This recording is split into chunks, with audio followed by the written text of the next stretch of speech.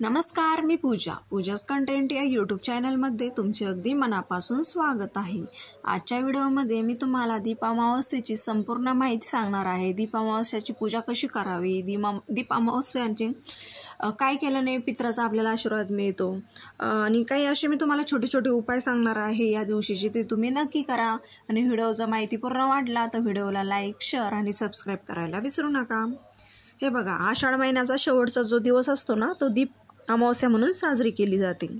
श्रावण महिना सुरू होण्याचा जो आदला दिवस आहे तो आपण दीप अमावस्या म्हणून साजरी करतो। आणि आता श्रावण महिना सुरू होणार आहे। या दिवशी घरातील दिव्यांची पूजा केली जाते।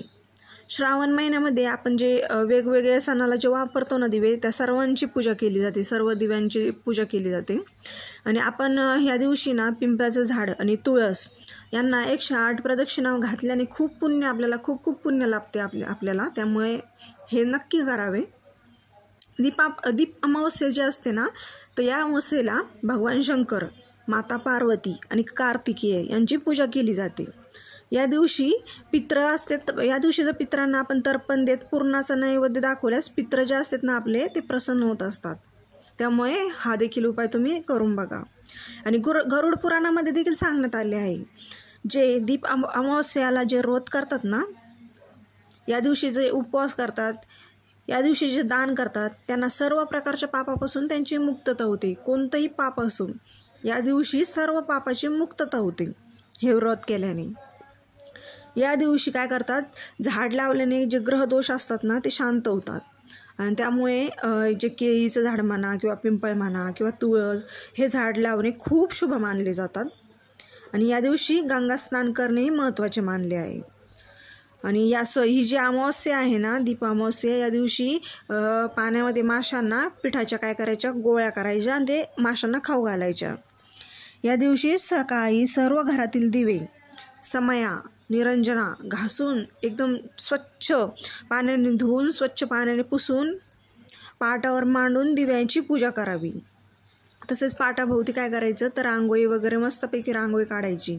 सर्व दिव्यामध्ये तेल वात लावून दिवे लावावेत मस्त, आणि हळद कुंकू अक्षदा वाहून दिव्याची काय करायची, पूजा करायची या दिवशी।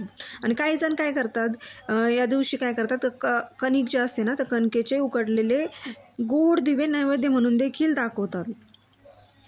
या दिवशी लहान मुलं जे असतात ना, तर लहान मुलांना ओवाळण्याची प्रथा आहे। कारण का, तर जे लहान मुलं असतात ना, ते वंशाचा दिवा मानला जातो, म्हणून या मुलांना देखील ओवाळले जाते।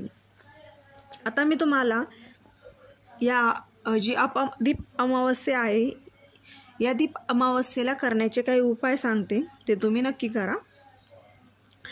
जर पिंपळाच्या झाडाखाली जर दिवा लावला आणि त्यात एक लवंग जर टाकली, तर पिंपळाच्या झाडाला प्रदक्षिणा घालायच्या आपण। आणि घालताना काय करायचं, ओम नमो भगवते वासुदेवाय नमः, ओम नमो भगवते वासुदेव, ओम नमो भगवते, असं मंत्र म्हणायचा। यामुळे काय होईल, तुमचा जेवढा पितृदोष असेल ते सर्व पितृदोष निघून जाईल। आणि जे पित्र असतात ना, ते पित्र एकदम शांत होताना तुम्हाला दिसून येईल। त्यामुळे हा उपाय ज्यांना पितृदोष आहे त्याने नक्की करून बघा। आता दुसरा उपाय मी सांगते तुम्हाला। आपल्या आसपास एखादं कुत्रा असतं, तर त्या कुत्र्याला काय करायचं, पोळी खाऊ घालायची। आणि यामुळे काय होईल, तुमचे या दिवशी तुम्ही हा उपाय करून बघा। कोणतेही रोग असू द्या, कोणतेही संकट असू द्या, ते दूर होण्यास मदत होईल। त्यामुळे तुम्ही हा देखील उपाय या दिवशी नक्की करा।